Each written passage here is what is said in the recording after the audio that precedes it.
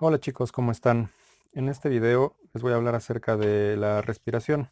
La respiración a nivel metabólico y va a estar dividido este video en dos partes principales, lo que es una explicación muy general acerca de la glucólisis y voy a continuar a partir de donde termina la glucólisis hacia el ciclo de Krebs.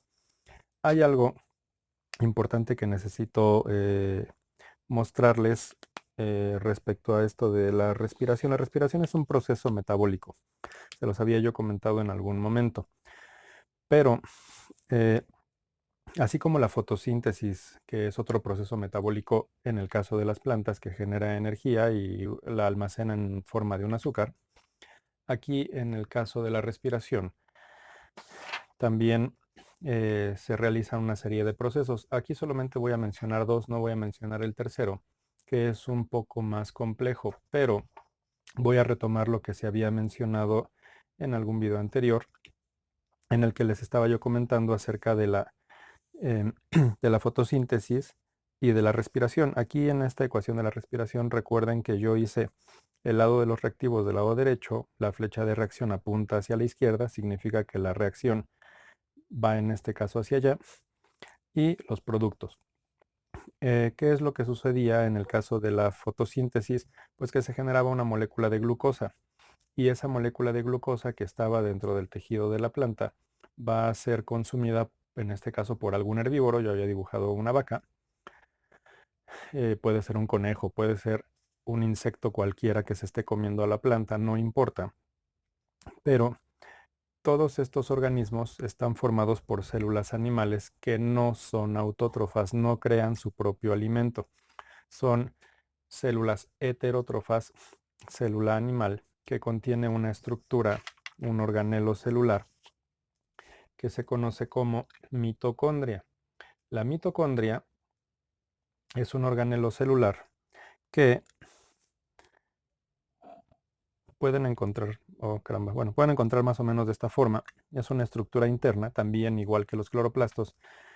Se cree que es o fue una bacteria que realizaba ciertos procesos metabólicos y esta bacteria fue consumida por un organismo más grande y se quedó viviendo. Eso tiene que ver con la teoría de la endosimbiosis. Endo porque está por el interior y simbiosis porque se quedó viviendo en el interior y ya no fue digerida, lo mismo que un cloroplasto. Ojo, la célula vegetal tiene cloroplastos y mitocondrias. La célula animal no tiene cloroplastos, pero sí tiene mitocondrias. Entonces, en esta mitocondria normalmente se encuentra una membrana doble, la membrana externa de esta como especie de cápsula y una membrana interna que está plegada. Estos pliegues aumentan el área interna para tener muchísima más área donde se lleven a cabo una serie de reacciones. El espacio entre las dos membranas es un espacio intermembranal.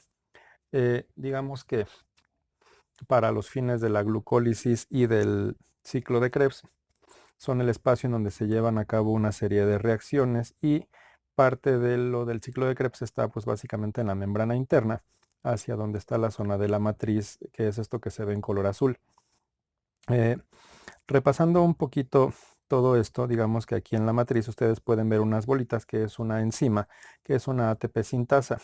Esta se parece mucho a la que habían visto ustedes en el video de fotosíntesis, y no es que se parezca en estructuras o en funciones, pero es básicamente esta que tenía el tilacoide. También es una ATP sintasa que se encarga de arrojar protones hacia en este caso de la fotosíntesis, hacia el exterior de la membrana, y en el caso de la mitocondria, pues obviamente se están llevando todas estas reacciones de la parte hacia la parte de la matriz. Ahora bien, es importante que recuerden los grupos funcionales de química. Les hago mucho hincapié porque cuando analicen los esquemas que tienen que ver con los ciclos, se pueden dar cuenta de por qué los cambios de nombre. Ahorita sí me voy a enfocar un poquito más en estos cambios, pero no a un grado muy grande. Voy a hacer ciertos comentarios, pero de forma muy rápida y general voy aquí a dibujar ambos ciclos. La glucosa, en el caso de la glucólisis, es una enzima, perdón, un azúcar, perdón, que es un azúcar de 6 carbonos. En el video en el que les hablé de las biomoléculas que son carbohidratos, les hablé de este tipo de representaciones y les comentaba que los 6 carbonos tienen un conteo. Aquí tengo el carbono 1, 2, 3, 4, 5 y el sexto es como una manita que los está saludando a ustedes. ¿Qué va a pasar durante la glucólisis? Que esta estructura va a pasar por una serie de pasos antes de llegar a lo que es Krebs. Se va a dividir en dos moléculas más pequeñas. Cada una se llama piruvato. Entonces, como resultado de la glucólisis, donde ustedes empezaron con una glucosa, van a obtener dos moléculas de piruvato y cada una de ellas va a entrar hacia ese ciclo de Krebs. Entonces, digamos que de una sola molécula de glucosa, ustedes van a tener dos ciclos que van a estar funcionando de manera simultánea y cada uno de ellos va a generar energía. Ahorita voy a hablar acerca de ellos y voy a hacer, para que lo vean otra vez, la unión que existe entre estos procesos que yo les mencionaba que eran de forma invertida.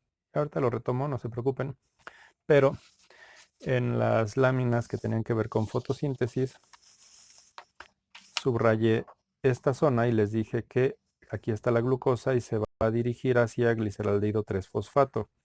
En el caso de la glucólisis, pero cuando es fotosíntesis que se está formando la glucosa, pues el sentido es del gliceraldehído 3-fosfato hacia la glucosa. Para no entretenerme más, ¿qué es lo que sucede con la glucólisis? Pueden encontrar una serie de esquemas, no importa, yo tengo este que es a colores y ahorita lo acerco para que puedan darse cuenta, pero hay una serie de flechas de reacción. Aquí tenemos una flecha de reacción que apunta hacia la derecha. Aquí hay una flecha de reacción que apunta hacia los dos lados, hacia la derecha y hacia la izquierda. Esta siguiente flecha de reacción, que está en color naranja, va hacia la derecha. ¿Qué significa esto? Que la primera molécula que está aquí en verde, que es una glucosa y que tiene esta forma, ustedes alcanzan a distinguir esto en rojo es el oxígeno, en gris están los carbonos y aquí está la manita que saluda hacia arriba. Los otros rojos son oxígenos que están unidos a esa molécula. Pero tienen la flechita que apunta hacia la derecha, significa que esta glucosa se va a convertir en glucosa 6-fosfato. Este 6 es la numeración del carbono porque este grupo fosfato que está aquí arriba se unió en el carbono 6. Y después, aquí hay una zona, digamos que de inestabilidad en el que la glucosa 6-fosfato se puede transformar en este azúcar de 5 carbonos. Digamos que se torció la molécula, y ahorita explico cómo, para formar una pentosa. Esto era una hexosa, ahora esto es una pentosa y ya es una molécula simétrica a excepción del grupo fosfato que está en la parte superior. Pero esta molécula digamos que es relativamente inestable y podría cambiar otra vez de pentosa a hexosa. Esta pentosa se llama fructosa, la hexosa se llama glucosa. En los dos casos, en el carbono 6 está el grupo fosfato. Glucosa 6-fosfato cambia a fructosa 6-fosfatos. El fosfato sigue estando en ese carbono. Pero, ¿qué es lo que sucede aquí? Si ustedes se dan cuenta, aquí en esta zona tengo una molécula en amarillo, que es una molécula de energía, que es ATP. Y en presencia de un ion de magnesio, una enzima. En cada una de estas flechas, ustedes van a encontrar una enzima que se va a encargar de torcer a esa molécula. ¿Qué es lo que está pasando? Pues que la enzima va a encontrar a la glucosa, se va a dar cuenta que la glucosa tiene una forma, va a decir, tú embonas perfectamente aquí, te voy a torcer y hace una, digamos, presión química, no es presión física, es una presión química para torcer esa molécula. Y uno de los fosfatos que se libera de este ATP se pega en el carbono 6 con una exoquinasa. Todas las enzimas que están aquí tienen el nombre que termina en asa. Les paso este archivo, pero igual lo pueden encontrar en la red en cualquier momento. Aquí tengo una enzima que se llama exoquinasa. Exo de 6, quinasa porque mueve algo. Quino es movimiento en griego. Fosfoglucosa isomerasa. ¿Qué es un isómero en química? Es una molécula que tiene el mismo número de átomos, pero acomodados de forma diferente. Acomodados de forma diferente implica, por ejemplo, que si yo tengo, y solamente voy a hacerlo de forma muy sencilla, si yo tengo una cadena de carbonos de 4 carbonos, estos carbonos van a estar unidos con sus respectivos hidrógenos. Esto es un alcano, pero tengo 4 átomos de carbono y voy a tener 10 átomos de hidrógeno. Si yo tengo el mismo número de carbonos acomodados en una forma diferente, esto ya cambió esta forma. Es diferente a la de acá arriba.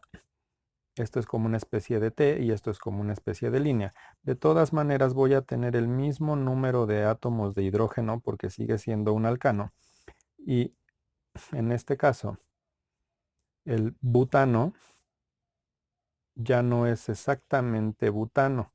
Esto es un isómero del butano que se llama 2-metil, porque este es un grupo metil y este es un grupo propano, 2-metilpropano. El butano y el 2-metilpropano son isómeros porque contienen la misma cantidad de átomos acomodados de manera diferente. Entonces, esto es lo que sucedió aquí. Ustedes tienen aquí un número determinado de átomos, en el caso de la glucosa 6-fosfato, y ese mismo número de átomos acomodados en forma diferente por la fosfoglucosa isomerasa. eh, Tiene exactamente el mismo número de átomos, pero acomodado en una forma diferente. ¿Por qué? ¿Qué es lo que va a pasar aquí? Va a pasar lo siguiente. Yo tengo mi mi molécula de glucosa de esta forma. Ahorita se los acerco. Y cuando se acerca a hacer la fructosa 6-fosfato, cambia la estructura completa. Es como un pentágono con 2 manitas para saludar.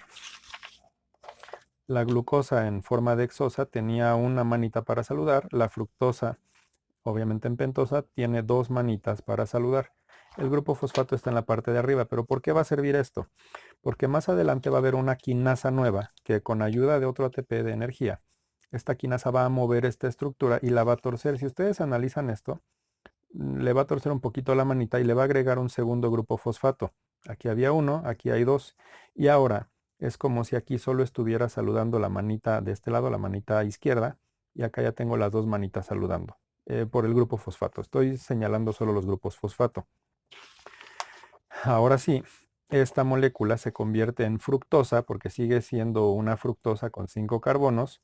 1, que está en este carbono 1, el 1 y 6, bi tiene 2 fosfatos, fructosa 1,6-bifosfato.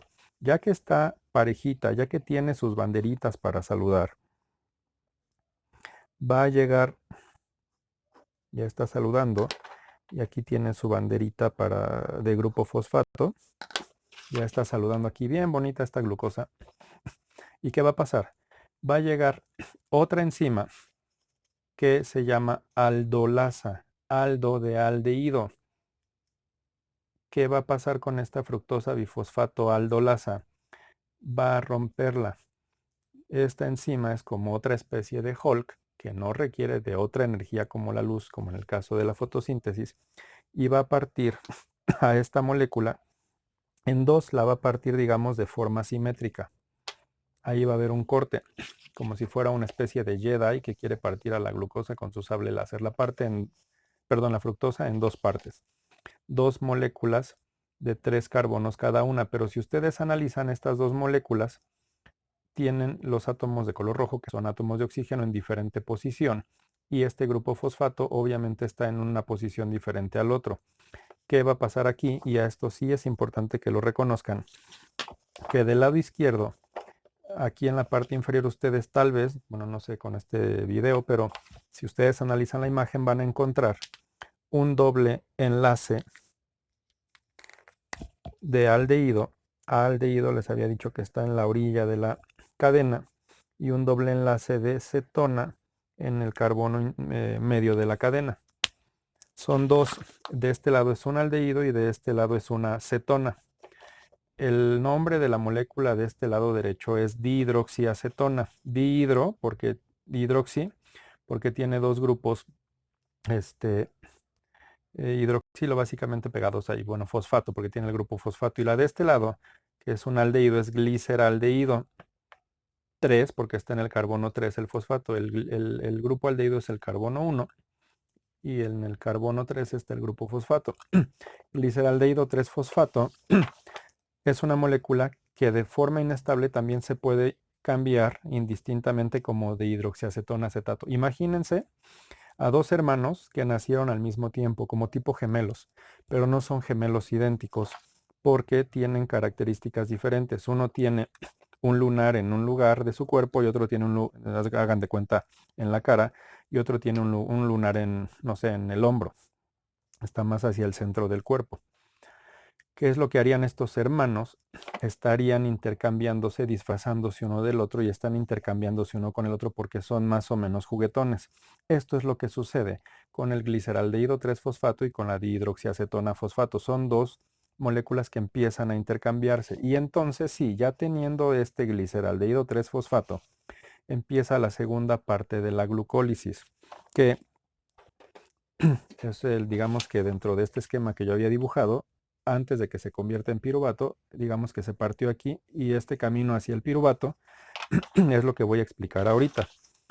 El gliceraldehído 3-fosfato, les digo que en cada una de las flechas empieza a haber una serie de reacciones reversibles y siempre todas estas letritas rojas son el nombre de la enzima que se encarga de hacer algún movimiento o algún cambio químico. ¿Qué es lo que va a empezar a pasar?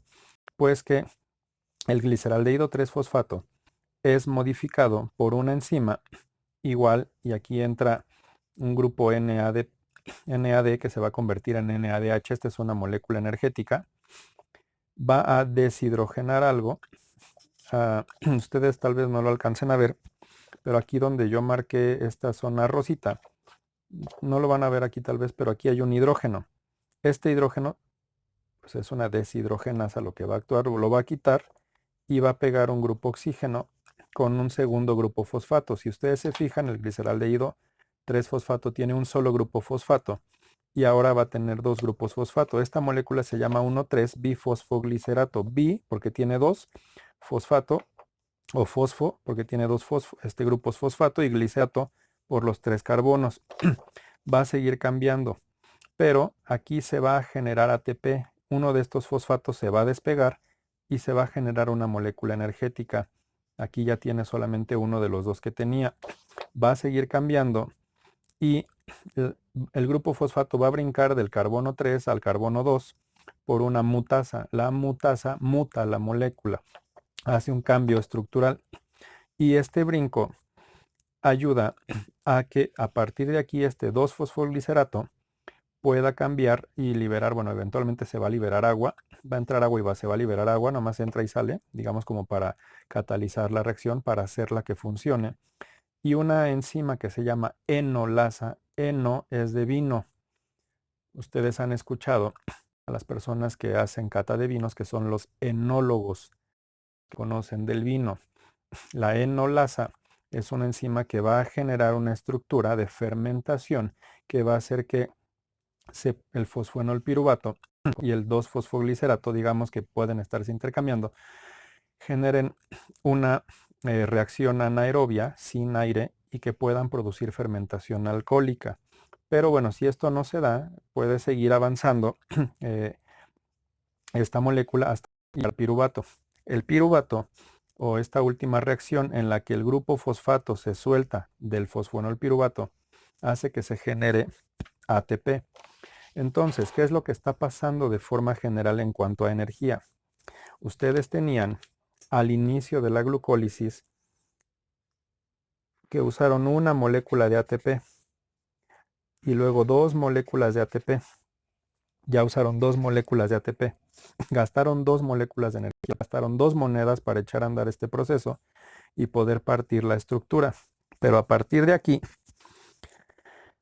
toda la energía a la hora de ir cambiando la molécula, a la hora de ir cambiando la estructura, forma una molécula energética que es el NADH. Se parece al NADPH que tenía la fotosíntesis, pero no es el mismo. Esta es una molécula energética diferente. De aquí se liberan los fosfatos y hay un ATP y hay otro ATP acá al final. Usé dos, pero de estos dos hermanitos, cuando los dos se transforman en gliceraldehído 3-fosfato, porque este de acá va a repetir, digamos aquí, lo que está sucediendo es que, y lo voy a retomar con esta otra imagen, que saqué una copia.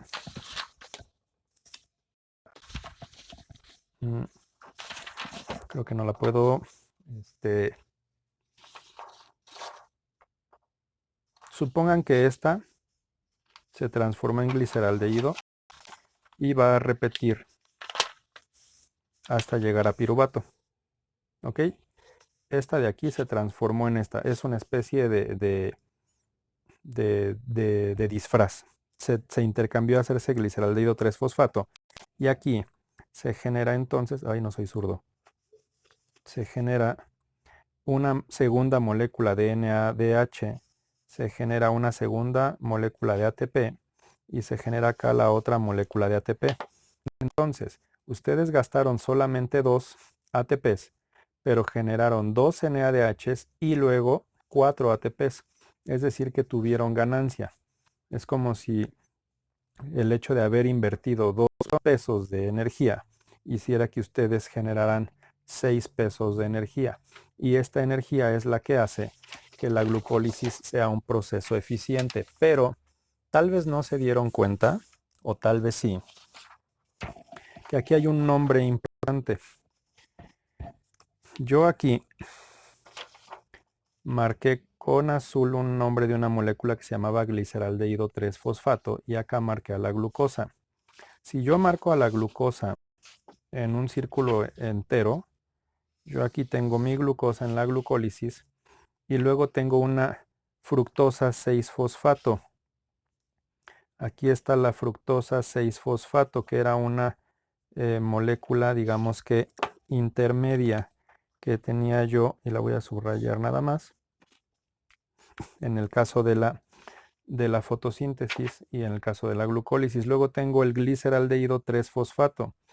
El gliceraldehído 3-fosfato lo puse subrayado en punteado y es este que ya lo teníamos desde la fotosíntesis. Siguiendo el paso de rompimiento de la glucosa y yéndonos en reversa en el proceso de fotosíntesis, ustedes tienen el gliceraldehído 3-fosfato aquí, que es el que había yo estado comentando, pero si ustedes se regresan, aquí tienen el 1,3-difosfoglicerato.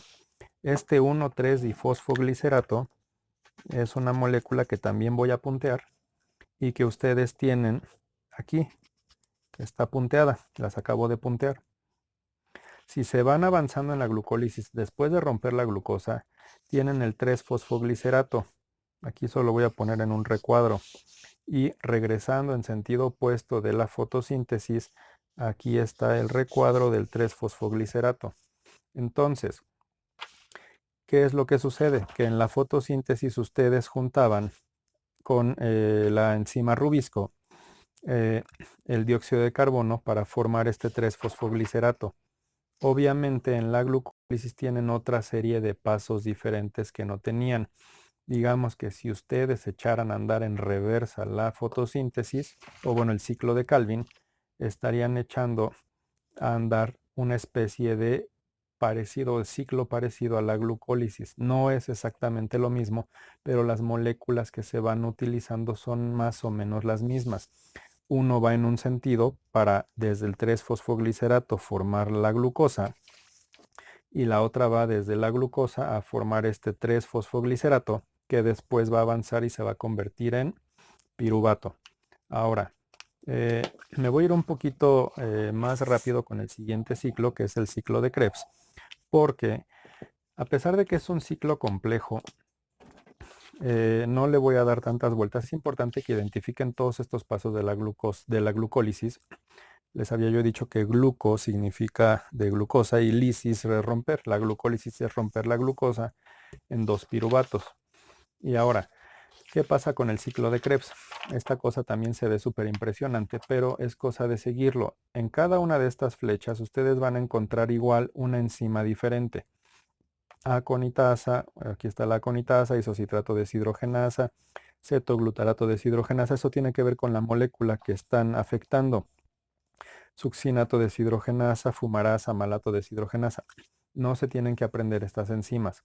Lo que quiero que entiendan es que al final de la glucólisis yo tuve, y aquí lo voy a poner en color verde, a mi molécula de piruvato, una molécula de 3 carbonos al final de la glucólisis, y esa molécula de 3 carbonos está exactamente aquí, que este es el piruvato, que va a entrar hacia el ciclo de Krebs, y al igual que en el ciclo de Calvin, que el dióxido de carbono se unía a una enzima que era la rubisco, aquí el piruvato se va a juntar con algo que se llama acetilcoenzima A y van a entrar hacia el ciclo a formar una serie de compuestos que de la misma forma, si ustedes hacen un análisis muy rápido, y lo voy a poner en verde para que resalte, esta molécula de aquí, estoy resaltando solo los carbonos, es una molécula que es más o menos simétrica, excepto por los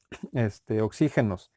La siguiente molécula sigue siendo más o menos simétrica. Todas estas van siendo simétricas y tienen el mismo número de carbonos y lo que está cambiando es la posición de los oxígenos. Y está entrando y saliendo agua, se está produciendo agua. Ustedes, yo les dije que en la respiración, que en la fórmula de la respiración, ustedes producían agua. Entonces, ¿dónde hay entradas y salidas de agua? En diferentes posiciones dentro del ciclo. Ahorita estoy marcando tanto entradas como salidas. No se preocupen por eso. Pero les había yo marcado moléculas energéticas que van a ir cambiando a esta molécula. No, esta era de color verde, perdón.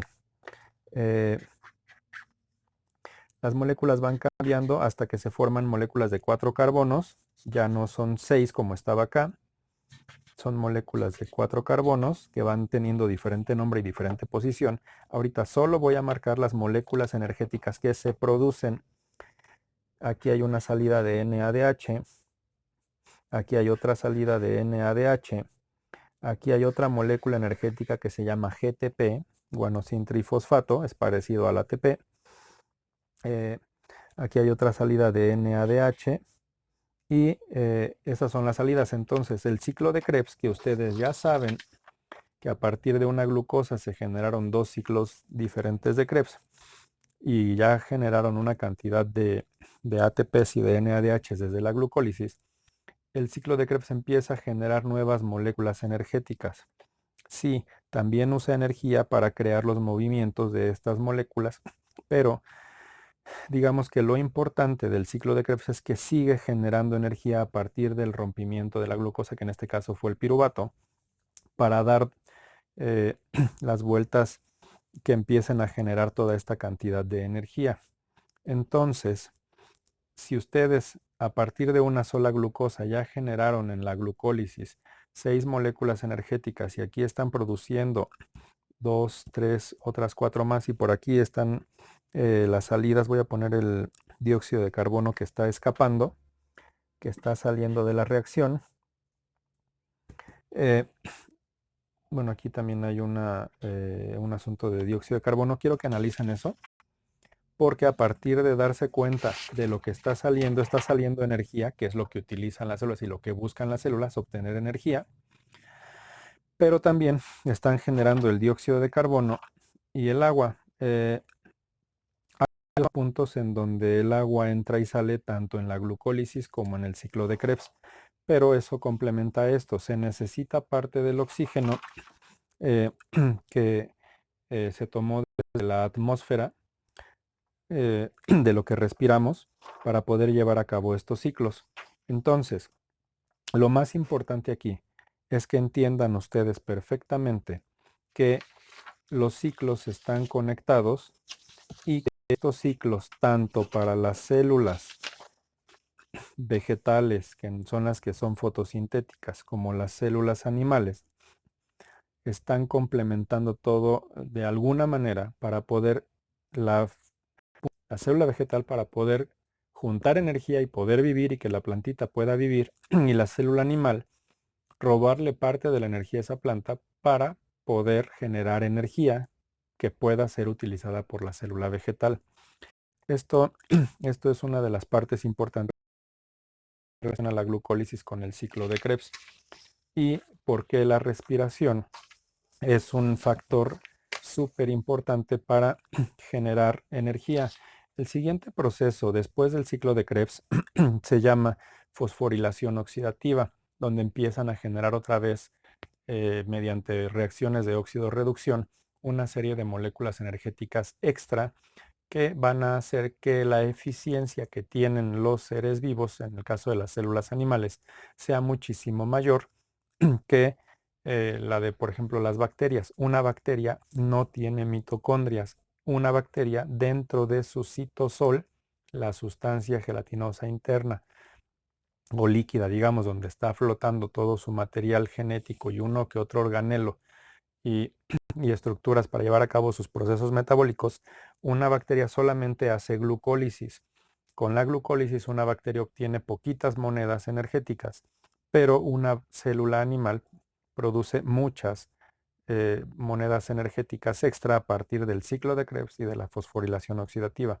Espero que con esto les quede mucho más claro cuál es la importancia de estos ciclos y que ustedes puedan resolver varias de las dudas que tengan respecto al funcionamiento de los mismos. Los veo en otro video.